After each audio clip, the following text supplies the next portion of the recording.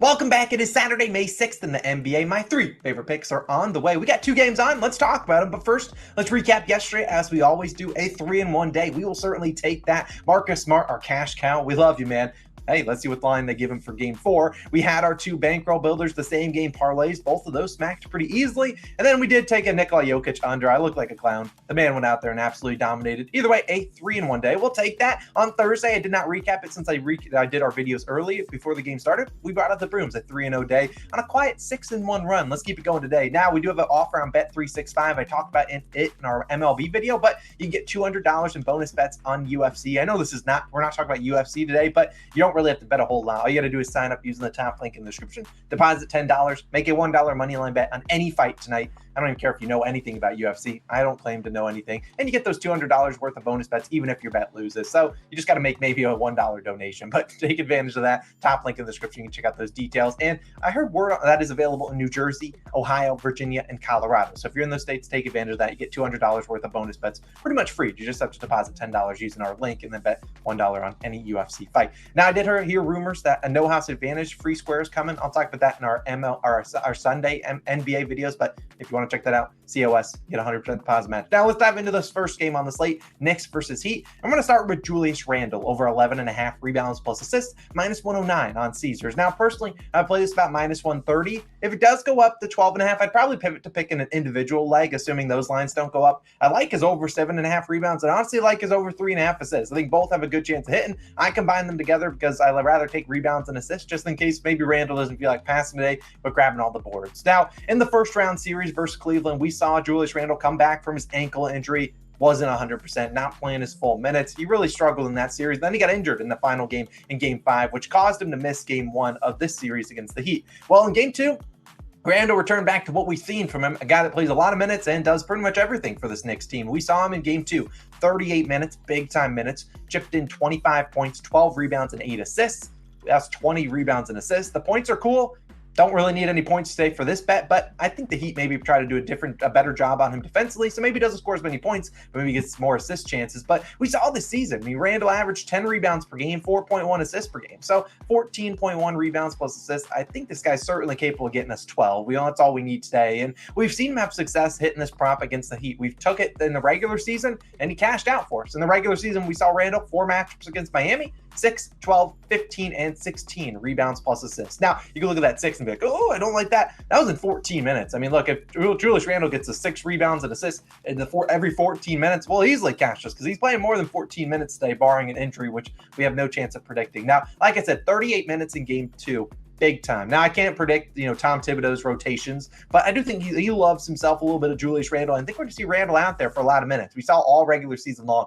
Julius Randle played a lot in games that he played 32 or more minutes, which I fully expect him to play at least 32 today. He did that in 64 games this season, and he was over this line in 51 of them. So that's a 79.6% hit rate when he just sees 32 or more minutes. Like I said, there's a good chance he sees more than that. And when he saw more than that, like 36 or more minutes, the hit rate was even better. So we saw Randle in the 13 games he missed. He landed on 11, 7 times. So he was right on that hook 7 different times. He was really close to it in a lot of different games. And we saw in game 2, 13 potential assists. He gets a lot of assist chances when the Heat switch to a zone defense, which they're going to play some zone here and there. And then he had 17 potential rebounds, which was second on the team. The assist chances were number 1 on the team. Now, number 1 in rebounds was Josh Hart, who had 19 rebound chances.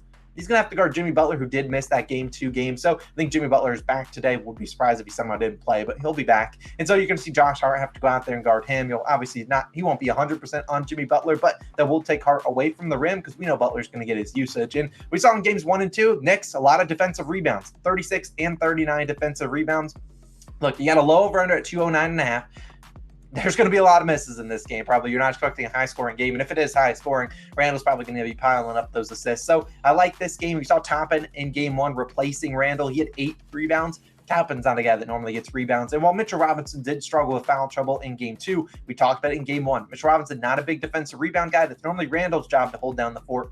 And when Randle missed, obviously you saw Robinson hold down the fort, getting those defensive rebounds. But I think we have a good chance here. Randle over 11.5 rebounds plus assists. My only play for this game, minus 109 on Caesars. You can take it up to 12.5. I'd probably only play that on a half unit. We know these lines are sharp, but I think Randle's a good chance filling up the stat sheet. Maybe he gets a triple-double. Probably does it, but hey, that would be cool if he did. We'll ride with you, Julius Randle. Now, let's talk about, and now there are going to be people, awesome, we want a bankroll builder for that game. No, No, I'm not putting a bankroll builder. Personally, I like to stick to bankroll builders with teams I know what their rotations are. The Knicks play weirdo rotations, so do the Heat.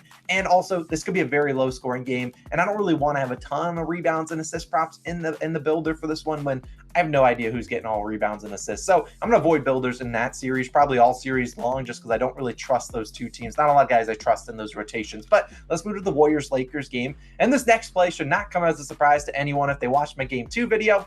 You know it. All aboard. Everybody strap in, because we're aboard the Anthony Davis roller coaster. We're taking us over 24.5 points, minus 113 on FanDuel. Now, you can take this at 25.5 for 0.75 units. I'm putting 1 unit on the 24.5. I'd probably place it right around minus 125. Don't really like taking points props above that minus 125 line. Now, in Game 2, if you watched the video, we took Anthony Davis under 26.5 points, and it might have been the easiest prop we've cashed almost all season long. Man, ended with 11 points. Now, as I talked about in that game, this has been the Anthony Davis roller coaster all postseason. This is a guy that cannot string together 2 consecutive good games, but also can't string together 2 consecutive bad games. So that bodes well for us today, because this postseason, here's his points log: 22, 13, 31, 12, 31, 16, 30, 11 points. You see the up and down, the cyclical nature of this series and this postseason for Anthony Davis. So we're just banking on the roller coaster down here.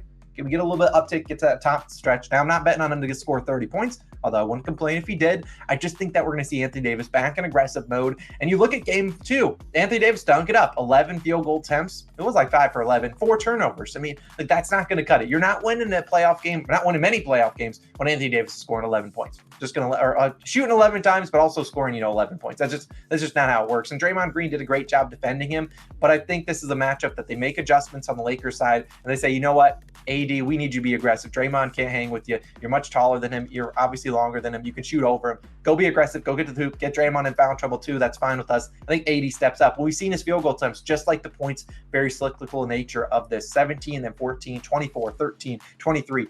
9, 19, and 11 field goal attempts. So like, if AD is only going out there and shooting 10 times, we're not going to hit this bet, but I don't see him doing that. I expect him above 15 or more field goal attempts. I expect him to play through him today. LeBron got it going in Game 2, so maybe the Warriors make some defensive adjustments to try to stop LeBron. I think it's a big AD game. I think he shoots at least 15 times, and when he has done that, over this line in 31 of 48 such games, 65% of the time. And when you saw him shoot more than 15, more like 17, 18, 19, the hit rate was very, very good. We know Anthony Davis, how talented he is, one of the best players in the world when he's dialed in, and I think he'll be dialed in today in a pivotal Game 3. Obviously, the teams that in a 1-1 series, the winner of Game 3 usually goes on to win the series, and I think the Lakers make those adjustments. I think the AD roller coaster comes back up. Will take us over 24.5 points. If he hits that, I'd be hard-pressed to not take the under in game 4, but we'll see how it goes. First, we need to get through the top of the roller coaster, taking Anthony Davis over 24.5 points.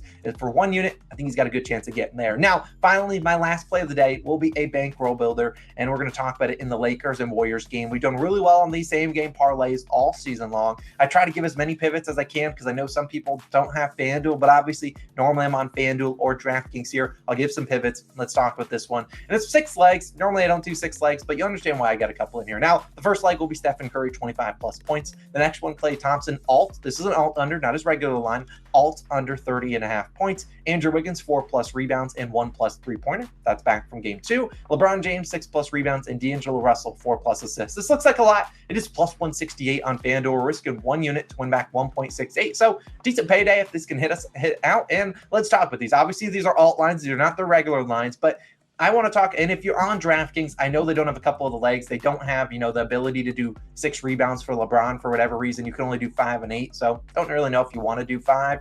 That's not great value. You probably wouldn't do 8. But if you are on DraftKings, here's what I would play. Stephen Curry, 25 plus points. Wiggins, 1 plus 3. D'Angelo Russell, 4 plus assists, and LeBron, 5 plus rebounds. Obviously, you don't have all the legs we do, but that is about almost plus 100. It's minus 105 if you want to ride with the community, because that's going to hit if ours hits. That could also hit if ours doesn't hit. So let's talk about this one, though. Now, how I think this game plays out, I think the Lakers make a lot of adjustments, not only on the offensive side, but also the defensive side. If you go and look at Stephen Curry's lines, his points line hasn't fluctuated. And I was very, very hard-pressed of pulling the trigger on Stephen Curry's over 30.5 points. I just think the line's sharp. I think Curry ends with 28, 29, 30, 31, maybe more than that, but we've seen this postseason, he gets really close to those lines. So I think 25 plus for Steph is a pretty good one. I think the Lakers aren't going to double Steph as much as they did last game. We saw what happened. Stephen Curry had 12 assists. And what did they do? The books didn't even move his assist line up. The man had like 7 assists in the first quarter. They didn't even touch his assist line. It kept it 5.5, juicing it to the over, baiting on people to put in all their same game parlays, bet over 5.5. The free square. Yeah, I don't know if Steph Curry gets a ton of assists today. I think maybe you see a Lakers defense change to where it's like, you know what? We let everyone else beat us last game, but not Stephen Curry. Maybe today it is a everyone else we're covering you. Stephen Curry, we will let you beat you, the only guy that beats us. So that's why I think Stephen Curry is a big night. I'll take his 25 plus points, which is something he's done in 8 of 9 playoff games. We'll look at Klay Thompson. I know it's sketchy betting his alt under, and I know people are going to be like, oh, he's Michael Thompson. His dad's a commentator. I'm not worried about that. Klay has really struggled on the road. In fact, he's under this in all 9 playoff games, and he's averaged 24 points per game at home this year, 19.2 on the road. I think he struggles here. I almost consider his under 23.5 points. I'll take the alt under 30.5. Sure, Klay could get hot and score 31 points, sure, but that probably means Stephen Curry's probably not getting us 25. So either way, I like Klay's under. Now, for the next one, Wiggins. He's returning back from game 2 because he didn't hurt us then, and I'm hopefully he doesn't hurt us here. He has 4+ rebounds in 8 straight playoff games. Only had 4 in game 2, but obviously didn't play any minutes in the third quarter. We saw Draymond, our fourth quarter. Saw Draymond holding a lot of those rebounds. Wiggins, 1+ 3-pointer in 8 of 9 playoff games. He went 1 for 5 in game 1, 2 for 4 in game 2. I think he gets those open looks. Like I said, I think they're going to play tough on Klay Thompson. I think Wiggins and Steph are going to be 2 guys that are going to have to score a lot of points for this Warriors team. So I think Wiggins has a pretty decent day. We'll take us for 1+ 3 and 4+ rebounds. Now LeBron, 6+ revs. I'm going to trust this one. I mean, he's hit that in 7 of 8 playoff games, had 7 and 11 so far this series. If LeBron doesn't get a 6 rebounds, whatever, but I'm pretty confident he's going to get that. Now, I went back and forth on the assists. I considered LeBron 4+ assists, but I'd rather do D'Angelo Russell 4+ assists, which he's hit in 7 of 8 playoff games. He's had 6 and 8 so far this series. I know he's going to get his minutes, averaged 11.5 potential assists so far this series. So, I think we're going to see a lot of either D'Angelo Russell or LeBron doing some pick and roll with AD, trying to get AD going to the rim. And in an ideal world, D'Lo is dishing it to AD. We can cash out a regular over, and then maybe Steph's cooking, and we just see Klay kind of taking a backseat to him. And then we just need LeBron to grab a couple revs, Wiggins do his thing, and boom, I can cash it out for +168. Sure, I like it. If you don't like all these legs, you can take one out. I just like to put all these ones in there. I think we have a good chance of cashing those. In game 2, we cashed a +144. I think we can cash this +168. So if you want to ride with me, it's on FanDuel. You can tail me. If you're on DraftKings, I gave you a couple pivots a couple minutes ago. You can go check that out. But those are my favorite plays of the day. We'll have 2 separate videos for Sunday. Those will be live Saturday night. And hopefully we have a good day. Let's bring out the brooms, go 3-0. I'll see you guys back in those videos. Check out our MLB video popping up on the screen. So have a great day. I'll see you guys in the next one. Peace out.